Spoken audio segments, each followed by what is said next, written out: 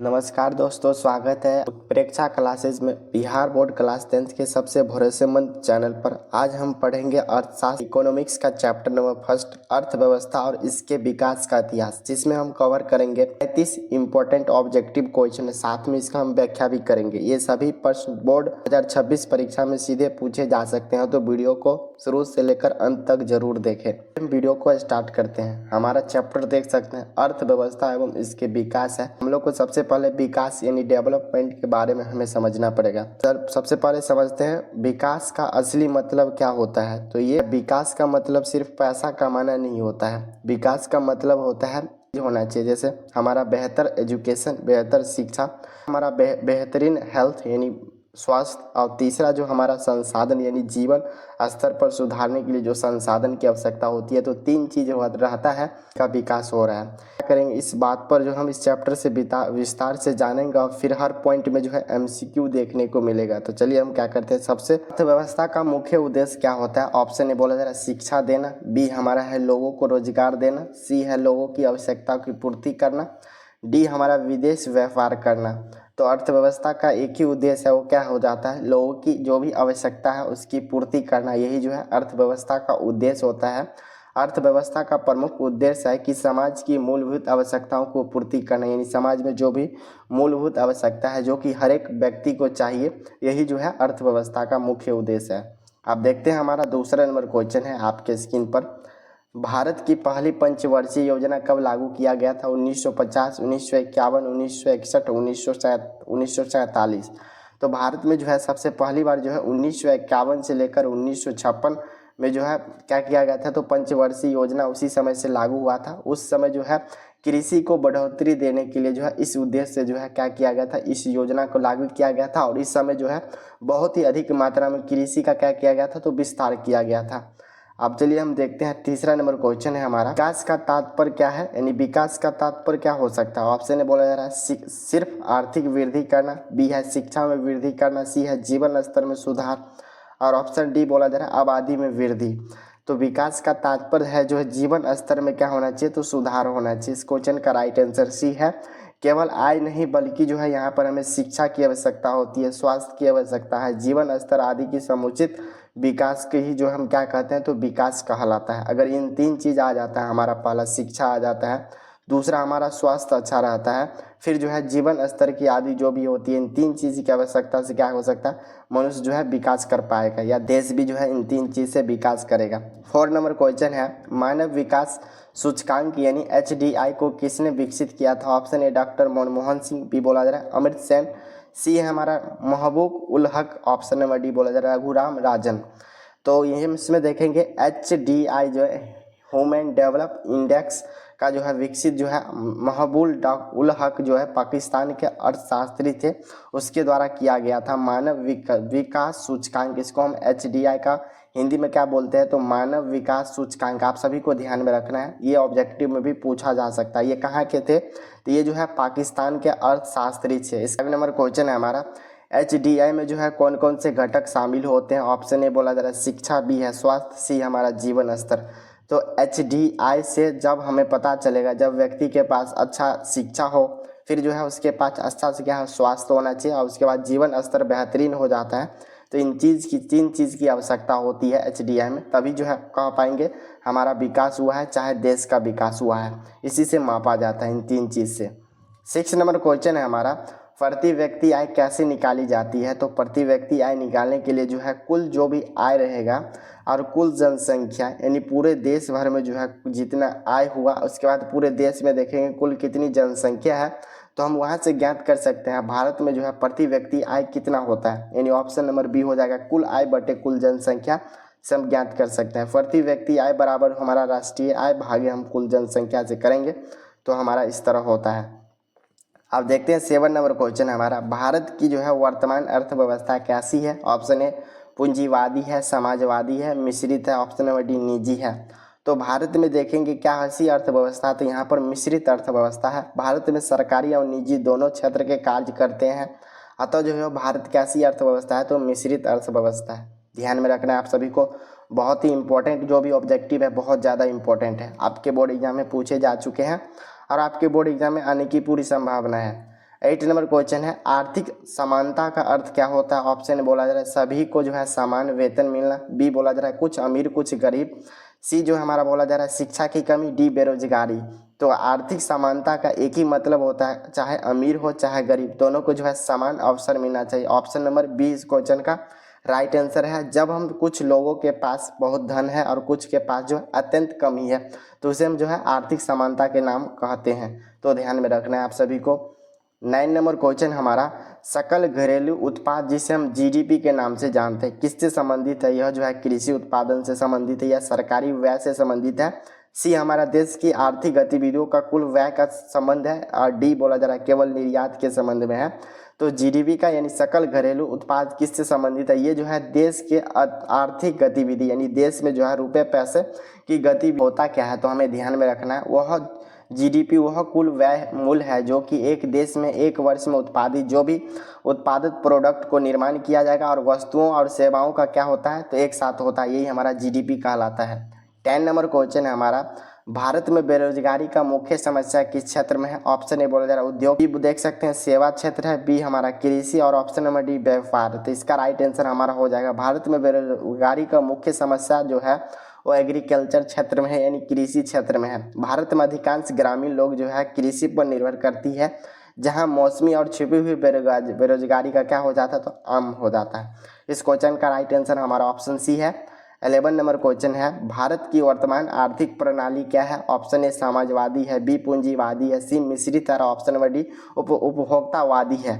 तो देखेंगे बाकी जो है वर्तमान आर्थिक प्रणाली जो है कैसी है, मिश्रित है। ऑप्शन नंबर सी इस क्वेश्चन का राइट आंसर हो जाएगा। भारत की अर्थव्यवस्था में निजी एवं सार्वजनिक दोनों क्षेत्र सक्रिय है, इसीलिए मिश्रित इसे बोल सकते हैं। 12 नंबर क्वेश्चन है पूंजीवादी किस पर आधारित होती है। निजी स्वामित्व पर, बी बोला जाए सरकारी स्वामित्व पर, सी हमारा सामाजिक बराबरी में, ऑप्शन नंबर डी हमारा धर्म। करते हैं पूंजीवादी में जो है मुनाफा कमाना, निजी संपत्ति और स्वतंत्र प्रतिस्पर्धा को महत्व दिया जाता है। इस क्वेश्चन का right answer option number A है। 13 नंबर क्वेश्चन है विकास का क्या मतलब होता है। तो अभी जस्ट बताएं विकास का मतलब होता है बेहतरीन जीवन स्तर जिसका हो जाता है, जिसके पास एजुकेशन भी है, स्वास्थ्य भी है और जो भी पैसा नीड होती है जिस सब चीज़ की तो वो सभी आ जाता है, तो बेहतर जीवन यानी बेहतर जीवन स्तर को हम ये बोल सकते हैं, विकास का यही मतलब है। आगे का क्वेश्चन हम देख सकते हैं 40 नंबर क्वेश्चन है सबसे अच्छी आर्थिक नीति में जो है कौन सी मानी जाती है। ऑप्शन है जो अमीर को लाभ दे, बी है जो निजी कंपनियों को फायदा दे, सी जो रोजगार शिक्षा स्वास्थ्य दे यानी स्वास्थ्य दे, ऑप्शन नंबर डी केवल बढ़ाए। तो इसका राइट आंसर हमारा हो जाएगा सबसे अच्छी आर्थिक नीति को हम मानते हैं जो रोजगार दे, जो शिक्षा और स्वास्थ्य तीनों पर ध्यान दे। इस क्वेश्चन का राइट आंसर हमारा सी इस क्वेश्चन का राइट आंसर है। ऐसी नीति जो सभी वर्ग के फायदे पहुंचाए और देश के जो है समृद्धि में बढ़ावा करे टैक्स देकर। आगे का क्वेश्चन है हमारा 50 नंबर क्वेश्चन है ग्रामीण क्षेत्र में जो है रोजगार का प्रमुख क्षेत्र क्या हो सकता है। तो ग्रामीण क्षेत्र में देखेंगे तो सेवा नहीं है, निर्माण क्षेत्र नहीं है, ग्रामीण क्षेत्र में जो है रोजगार का एक ही जो है प्रमुख एक ही स्रोत है वो कृषि जिसे हम एग्रीकल्चर के नाम से जानते हैं। ऑप्शन नंबर सी इस क्वेश्चन का राइट आंसर है। भारत में जो है 60 यानी 60% से अधिक लोग जो है कृषि पर निर्भर करते हैं पूरे भारत में देखेंगे तो। 16 नंबर क्वेश्चन है हमारा आर्थिक असमानता का अर्थ क्या होता है। तो इसमें देखेंगे ऑप्शन है समान आय, बी बोला जा रहा है कुछ के पास अधिक और कुछ के पास कम, सी सबका विकास, डी समान अवसर। तो आर्थिक असमानता का अर्थ होता है कुछ के पास अधिक पैसा होता है और कुछ के पास कम पैसा होता है, यानी ऑप्शन नंबर बी इस क्वेश्चन का राइट आंसर है। जब समाज में जो है आमदनी का समान वितरण होता है उसे हम आर्थिक असमानता के नाम से जानते हैं यानी कहते हैं। 17 नंबर क्वेश्चन है शिक्षा किस प्रकार का निवेश है। तो शिक्षा जो है ऑप्शन ए भौतिक है, बी प्राकृतिक है, सी हमारा मानव पूंजी है, ऑप्शन नंबर डी ऋण है। तो शिक्षा को देखेंगे तो मानव पूंजी का क्या हो जाता है तो निवेश हो जाता है। शिक्षा से व्यक्ति का उत्पादकता और जो है कौशल बढ़ता है जो कि देश के लिए जो है लाभकारी होता है। ऑप्शन नंबर सी इस क्वेश्चन का राइट आंसर है। 18 नंबर क्वेश्चन हमारा हो जाता है किस देश का आर्थिक विकास किससे आंका जाता है। प्रति व्यक्ति आय जो है इससे हम प्राप्त कर सकते हैं, इससे देश का जो है आर्थिक विकास किससे नापते हैं। तो प्रति व्यक्ति आय यानी एक व्यक्ति जो है पूरे साल में कितना इनकम करता है। प्रति व्यक्ति आय जीवन स्तर और जो है आर्थिक विकास का मुख्य संकेत होता है। ऑप्शन नंबर सी इस क्वेश्चन का राइट आंसर है। 19 नंबर क्वेश्चन है हमारा ग्रामीण विकास के लिए जो है कौन सी योजना को बनाई जाती है। तो ये ग्रामीण विकास के लिए जो है सरकार द्वारा जो है जो है ऑप्शन ए मनरेगा, बी बोला जा रहा है प्रधानमंत्री आवास योजना, सी है जनधन योजना, ऑप्शन नंबर डी स्वच्छ भारत। तो जो है ग्रामीण इलाकों में जो है लोगों को योजना बनाती है जिसे मनरेगा योजना जो है ग्रामीण बेरोजगारी को दूर करने के लिए बता दी 100 दिन का रोजगार सुनिश्चित किया जाता है सरकार के द्वारा मनरेगा, जो कि प्रत्येक पंचायत में होता है।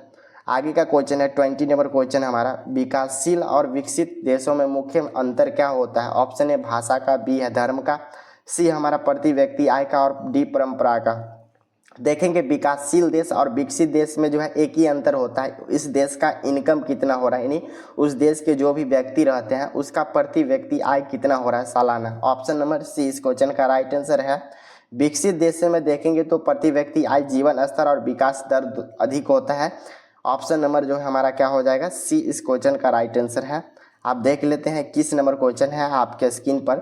भारत में सबसे अधिक रोजगार किस क्षेत्र में होता है?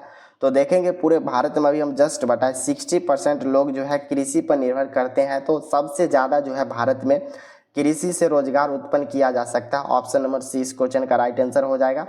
आगे देख सकते हैं भारत की अधिकांश जनसंख्या जो है ग्रामीण क्षेत्र में जो होता है, लगभग 60 यानी 60% से अधिक लोग जो है कृषि कार्य में लगे रहते हैं। 22 नंबर क्वेश्चन है हमारा, विकास का मूल्यांकन जो है किन आधारों पर किया जाता है? ऑप्शन ए केवल आय पर किया जाता है, बी शिक्षा और स्वास्थ्य पर किया जाता है, ऑप्शन नंबर हमारा सी बोला जा रहा है प्रति व्यक्ति आय यानी जीवन स्तर पर किया जाता है, डी हमारा केवल निवेश पर किया जाता है। तो जो व्यक्ति यानी अपने जीवन में विकसित हो जाता है उनको जो है प्रति व्यक्ति आय और जीवन स्तर उसका कैसा है उस पर निर्भर किया जाता है, यानी ऑप्शन नंबर हमारा सी इस क्वेश्चन का राइट आंसर हो जाएगा। विकास का मूल्यांकन जो है शिक्षा, स्वास्थ्य और प्रति व्यक्ति आय यानी रोजगार और जीवन स्तर के आधार पर किया जाता है। इन तीन चीज़ पर सबसे ज़्यादा किया जाता है। हमें तभी पता चल पाता है जो व्यक्ति किस तरह विकास कर रहे हैं, ये तीन चीज़ होना अति आवश्यक है। 23 नंबर क्वेश्चन है हमारा, आर्थिक विकास को जो है कैसे मापा जा सकता है? तो ऑप्शन ए चुनाव से, बी प्रति व्यक्ति आय से, सी हमारा आयकर से, डी बोला जा रहा है वस्तु उत्पादन से। तो अभी जस्ट बताएं आता है तो उसमें जिस व्यक्ति के जितना प्रति व्यक्ति आय एक साल में हो रहा है उससे हम माप सकते हैं। व्याख्या देख लेते हैं। आर्थिक विकास को जो है प्रति व्यक्ति आय से मापा जाता है, जो यह दर्शाता है कि देश के हर व्यक्ति को कितना औसतन धन जो है मिल रहा है। 24 नंबर क्वेश्चन है हमारा, योजना आयोग का गठन कब किया गया था? तो योजना आयोग का गठन जो है 1950 ईस्वी में किया गया था। योजना आयोग का गठन 1950 हुआ था ताकि देश की योजनाओं का निर्माण हो और क्रियान्वयन हो सके। इस क्वेश्चन का राइट आंसर हमारा ऑप्शन नंबर ए है। आगे का क्वेश्चन है 25 नंबर क्वेश्चन, अर्थव्यवस्था को जो है कितने क्षेत्र में बांटा गया है? तो हम लोग अर्थव्यवस्था को जो है देखेंगे मुख्य तौर पर, मोटे तौर पर देखेंगे तो इसको 3 भागों में बांटा गया है। पहला हमारा हो जाता है कृषि, जो कि बहुत ज़्यादा सबसे फर्स्ट इसका स्थान है। दूसरा हमारा हो जाता है उद्योग यानी बिजनेस, व्यापार धंधा जो करते हैं। तीसरा हमारा हो जाता है सेवा क्षेत्र। जैसे देखेंगे अर्थव्यवस्था को 3 क्षेत्र में बांटा गया। पहला प्राथमिक के अंतर्गत जो है कृषि आ जाता है, मत्स्य पालन हो जाता है। ये जो हमारा सेक्टर होता है वो हमारा उद्योग व्यापार से संबंधित होता है। तीसरा बता दिए सेवा क्षेत्र को कहा जाता है। 26 नंबर क्वेश्चन है हमारा, प्राथमिक क्षेत्र में जो है कौन आता है? तो प्राथमिक क्षेत्र में अभी जस्ट बताए कृषि जो है प्राथमिक क्षेत्र में कृषि हो जाएगा। दूसरा हमारा मत्स्य पालन हो गया, खनन हो गया आदि जो है प्राथमिक क्षेत्र में आते हैं, क्योंकि यह जो है सीधे सीधे प्राकृतिक से जुड़े संसाधन होते हैं। ऑप्शन नंबर बी इस क्वेश्चन का राइट आंसर है। 27 नंबर क्षेत्र में जो है द्वितीयक क्षेत्र का उदाहरण क्या हो जाएगा? जैसे अभी बताया उद्योग, जो लोग भी जो है उद्योग करते हैं, बिजनेस लगाते हैं, अपना फैक्ट्री लगाते हैं, तो ये हमारा क्या हो जाएगा द्वितीयक क्षेत्र में हो जाएगा। जैसे लोहा की फैक्ट्री जो है ये द्वितीयक क्षेत्र में आते हैं। कारखानों में जो है कच्चे माल और वस्तुओं की बनाना जो है द्वितीय क्षेत्र के अंतर्गत आते हैं। 28 नंबर क्वेश्चन है हमारा, तृतीयक क्षेत्र को में क्या होता है? तो तृतीयक क्षेत्र में देख सकते हैं ऑप्शन ए खेती, कपड़ा मिल, बैंकिंग, कोयला खनन।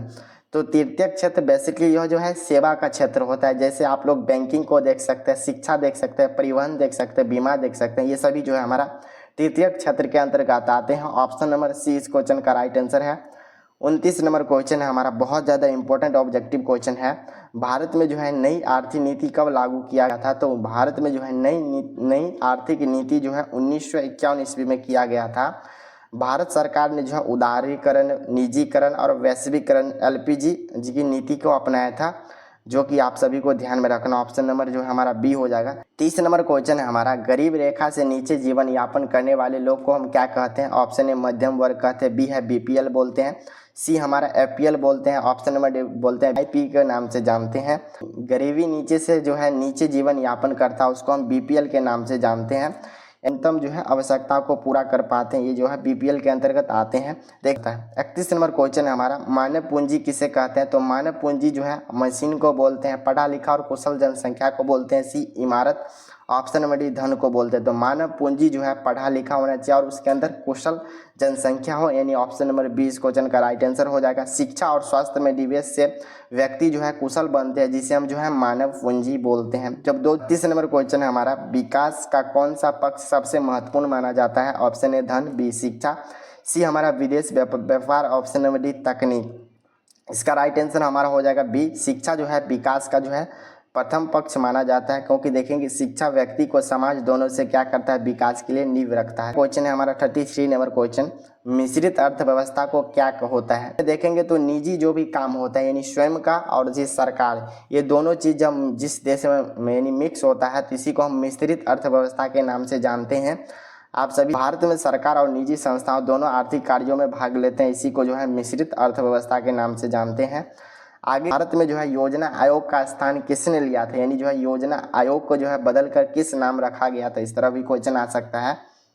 ये जो है option A NITI Aayog, B है वित्त आयोग, सी है supreme court, option number D. इसका राइट आंसर हमारा हो जाएगा योजना किया गया था 2015 में, योजना आयोग को समाप्त कर उसकी जगह जो है नीति आयोग किया था। और ये किसने किया था आप लोग कमेंट बॉक्स। हमारे जो भारत के अभी वर्तमान में जो प्रधानमंत्री है श्री नरेंद्र मोदी द्वारा जो है ये बदलाव किया गया था। विकास सूचकांक की रिपोर्ट किस संस्था द्वारा जो है प्रकाशित किया जाता है? यानी मानव का जो विकास सूचकांक, ये मानव किस तरह विकास कर रहा है, ये जो है किस संस्था द्वारा प्रकाशित किया जाता है? IMF, डी बोला जा रहा है UNESCO, ऑप्शन बोला जा रहा है UNDP, डी है WHO किया जाता है तो UNDP हो जाता है, यानी ऑप्शन नंबर सी इस क्वेश्चन का राइट आंसर। इसका हिंदी में देखेंगे तो संयुक्त राज्य विकास कार्यक्रम हर वर्ष मानव विकास सूचकांक को क्या करता है? तो प्रकाशित करता है। इस क्वेश्चन का right answer option number C हो गया। तो साथियों, हमने इस अध्याय के सारे प्रमुख टॉपिक्स और MCQ को समझा और मददगार लगी हो तो क्या कीजिए, वीडियो को लाइक करें, कमेंट बताएं। अर्थव्यवस्था जुड़े जो है कौन सा सवाल आपको सबसे कठिन लगता है अपने दोस्तों के साथ जरूर शेयर कीजिए और उत्प्रेक्षा क्लासेस को सब्सक्राइब करना ना भूलें, ताकि जो है अगले क्लास आपसे मिस ना हो। मिलते हैं आपसे अगले चैप्टर में, तब तक आप पढ़ते रहिए, बढ़ते रहिए। जय हिंद, धन्यवाद।